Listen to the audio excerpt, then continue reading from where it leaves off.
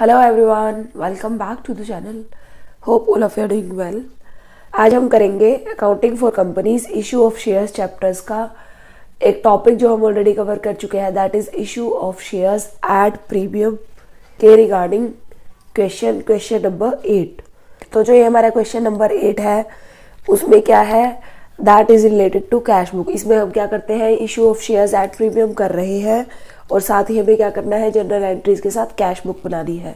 So let's start question number 8। Kiran textiles limited issued 50,000 equity shares of ₹10 each at a premium of ₹4 पर share.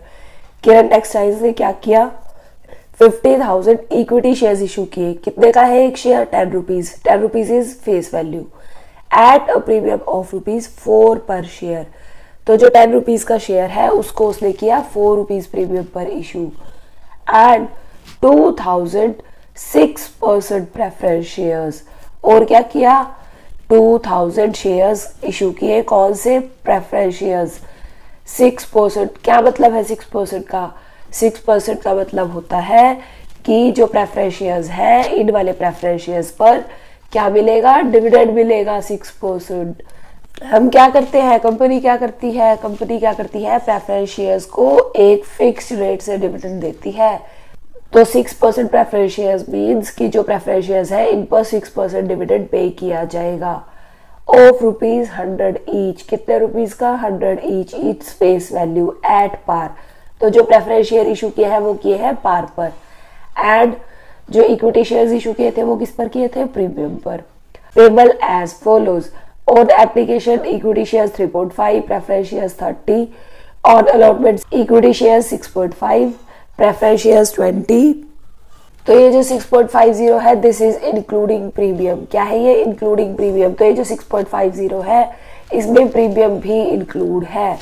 And preference shares पर 20, first call पर 2, preference shares पर 25, final call equity shares पर 2 and preference shares पर 25।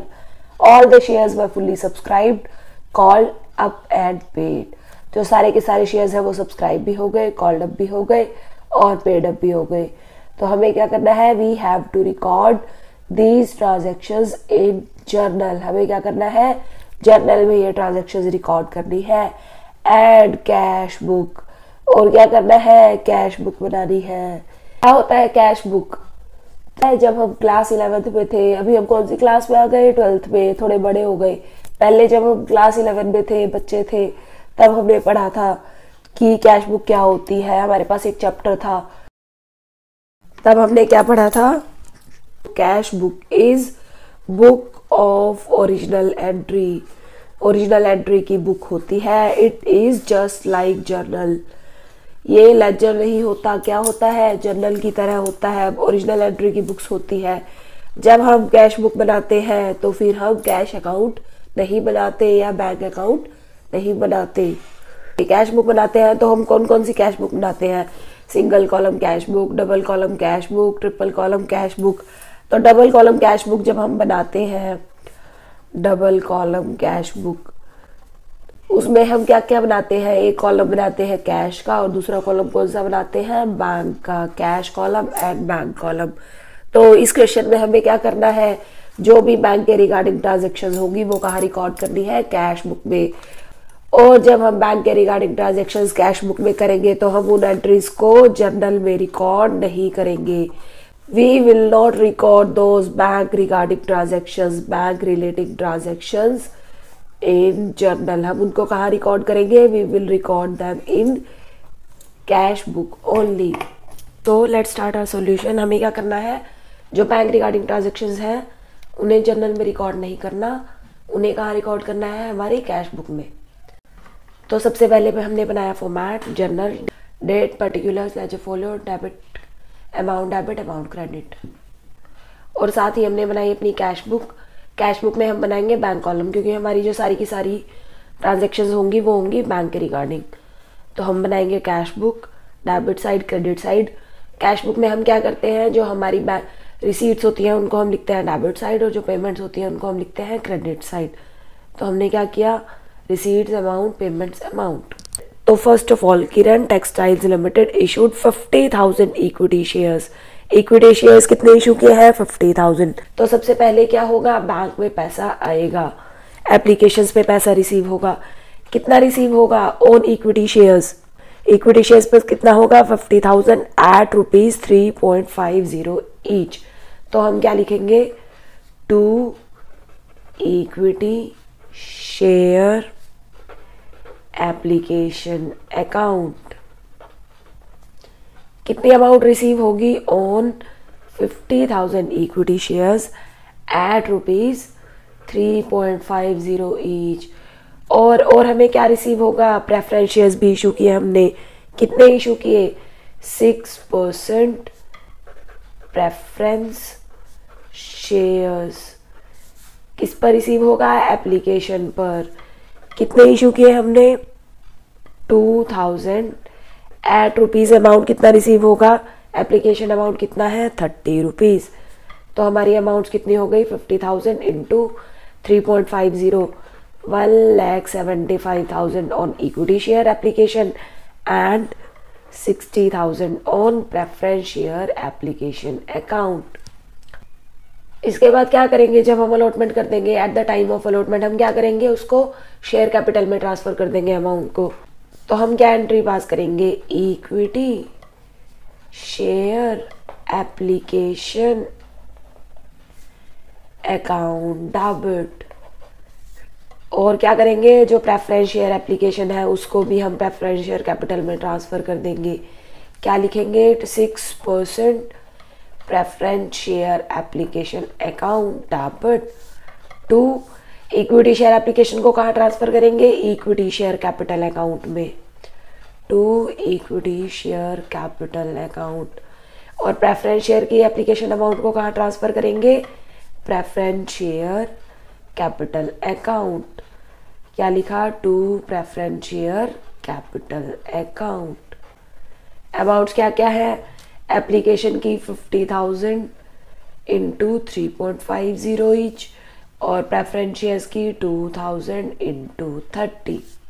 तो total कितना हो गया? 1,75,000 एंड 60,000, 1,75,000 एंड 60,000। अब इसके बाद हम क्या करेंगे? अलॉटमेंट करेंगे। जब हम अलॉटमेंट करेंगे तो क्या करेंगे? हमने क्या किया? लेटर्स ऑफ अलॉटमेंट सेंड किए। तो क्या हो गया? अलॉटमेंट मनी जो ड्यू हुई इसको रिकॉर्ड कर लेंगे। तो पहले हम अलॉटमेंट मनी ड्यू की एंट्रीज पास करेंगे। क्या लिखेंगे? Equity share allotment account. और साथ के साथ हम क्या कर लेंगे? Preference share allotment to 6% preference share allotment account debit debit debit. कितने हैं इक्विटी शेयर्स? 50,000। प्रेफरेंस शेयर्स कितने हैं? 2,000। जो हमने इक्विटी शेयर्स इशू किए वो कैसे इशू किए? At premium. तो हमें अलॉटमेंट पर कितने पैसे रिसीव होने हैं? 6.50। इसमें प्रीमियम भी इंक्लूड है। कितना है हमारा प्रीमियम? 4 रुपीज। तो जो 2.50 है दैट इज एप्लीकेशन, सॉरी, जो 2.50 है दैट इज अलॉटमेंट अमाउंट और जो ₹4 है वो that is security premium amount. तो कितना? 50,000 into 6.50 that will be 3,25,000 rupees. और प्रेफरेंस शेयर अलॉटमेंट पर कितने रिसीव होंगे? 20 रुपीज। तो कितनी हो गई अमाउंट? 40,000 रुपीज। अब ये जो अलॉटमेंट मनी है कैपिटल में कितनी ट्रांसफर करेंगे? इक्विटी शेयर कैपिटल में कितनी करेंगे ट्रांसफर? कितनी है अलॉटमेंट के रिगार्डिंग अमाउंट? 2.50। जो ये 4 रुपीज है दिस इज सिक्योरिटीज प्रीमियम। तो इसको हम कहाँ क्रेडिट करेंगे? सिक्योरिटीज प्रीमियम रिजर्व अकाउंट में। शेयर कैपिटल में कितना करेंगे? 2.50। कितना हुआ amount? 50,000 into 2.50, 1,25,000 to securities premium reserve. कितना है अमाउंट? इन प्रीमियम का अमाउंट कितना है? 4 रुपीज। तो कितना हो गया? 2 लाख। तो ये जो 3,25,000 था this is divided into 1,25,000 and 2 lakh rupees. और ये जो प्रेफरेंस शेयर अलॉटमेंट कंपनी है इसको हम कहाँ ट्रांसफर कर देंगे, प्रेफरेंस शेयर कैपिटल में। 6% प्रेफरेंस शेयर कैपिटल अकाउंट कितना, 2,000 इंटू 20, 40,000 रुपीज। अब इसके बाद क्या, हमें सारा का सारा पैसा रिसीव हो गया। तो रिसीव हो गया तो रिसीट की ट्रांजैक्शन हम कहाँ रिकॉर्ड करेंगे, जर्नल में नहीं करेंगे, हम कहाँ रिकॉर्ड करेंगे, कैश बुक में। तो क्योंकि हम कैश बुक बना रहे हैं विद बैंक कॉलम, तो हम जो बैंक के रिगार्डिंग ट्रांजेक्शन है, जो हमें अलॉटमेंट पर पैसा रिसीव होगा, वो हम कहाँ नोट करेंगे, कैश बुक में।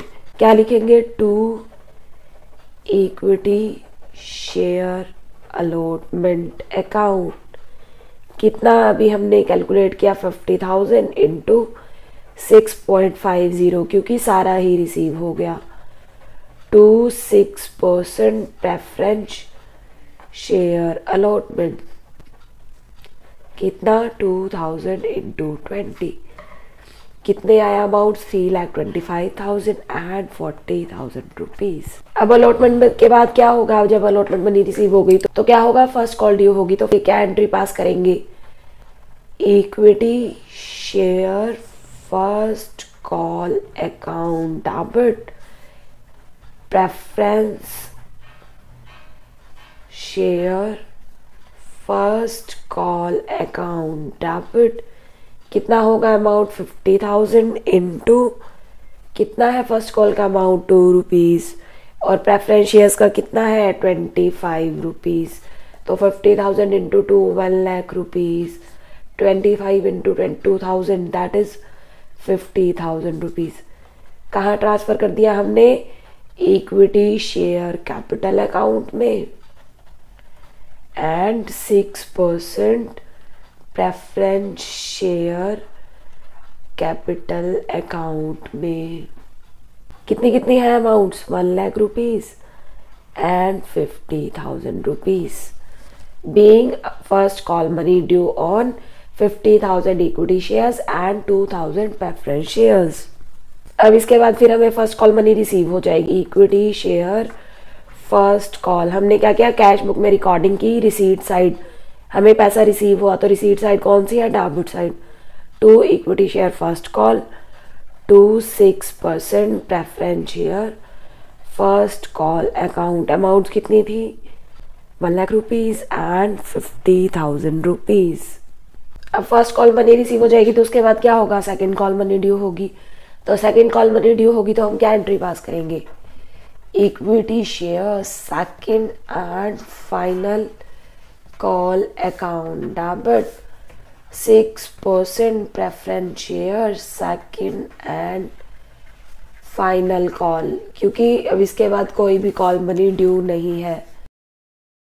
2 equity share capital account, 2 preference 6% preference share capital account.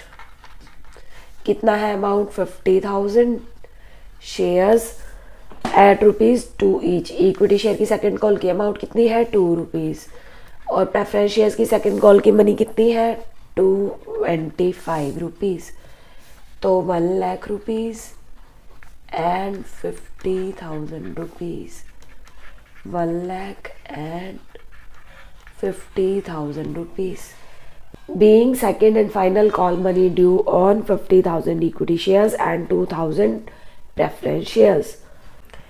And now last, जब हमें सेकेंड कॉल मनी रिसीव हो जाएगी तो हम क्या करेंगे, कैश बुक में क्या नोट करेंगे, क्या रिकॉर्ड करेंगे, 2 equity share second call account, 6% preference share second and final call account.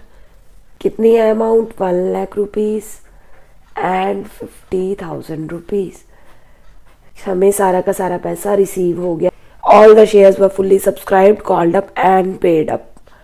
और हमें इनके अलावा और कोई भी ट्रांजेक्शन गिवन नहीं है, तो अब हम क्या करेंगे, जो हमारी कैश बुक है उसका बैंक कॉलम है, हम क्या करेंगे, इसको क्लोज करेंगे, क्लोजिंग बैलेंस कैलकुलेट करेंगे। 1,75,000 plus 60,000 plus 3,25,000 plus 40,000 plus 1 lakh plus 50,000 plus 1 lakh plus 50,000, total amount कितना होगा, कितना है 9 लाख रुपीज़। तो हमारा बैंक का क्लोजिंग बैलेंस कितना है 9 lakh rupees by balance carried down कितना 9 lakh. This is our closing balance of bank. तो हमारा क्वेश्चन नंबर 8 यहाँ हो गया कंप्लीट। हमने क्या किया, हमने कैश बुक बनाई, हमने जो बैंक के रिगार्डिंग ट्रांजेक्शन थी, जो पैसा हमारे पास कैश या बैंक के थ्रू आया वो हमने जनरल में रिकॉर्ड ना करके कहाँ किया, डायरेक्ट हमने उसकी एंट्रीज हमारी कैश बुक में की।